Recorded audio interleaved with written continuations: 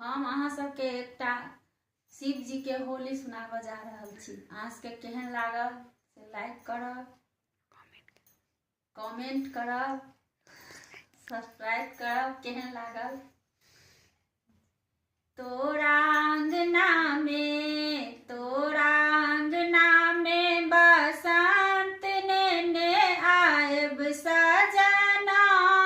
तोरा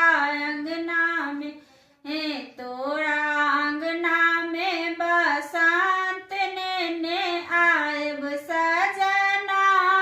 तोरा अंगना में किनका के पहिरन पियर पीताम्बर, किनका के पहिरन कुसुम साड़ी हो। किनका के पहिरन कुसुम साड़ी। तोरा अंगना में बसंत ने आयब सजना। तोरा अंगना में शिवजी के पहिरन पियर पीताम्बर, शिवजी के पहिरन पियर पीताम्बर। गौरी दाई के पहिरन कुसुम साड़ी हो। गौरी दाई के पहिरन कुसुम साड़ी।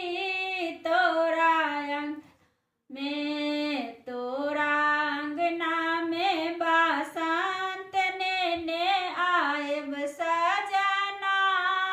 तोरा अंगना में किनका के हाथ कनक पिचकारी। किनका के हाथ कनक पिचकारी। किनका के हाथ अबीर झोरी। तोरा अंगना में हो किनका के हाथ अबीर झोरी। तोरा अंगना में बसंत ने आयब सजना। तोरा अंगना में शिवजी के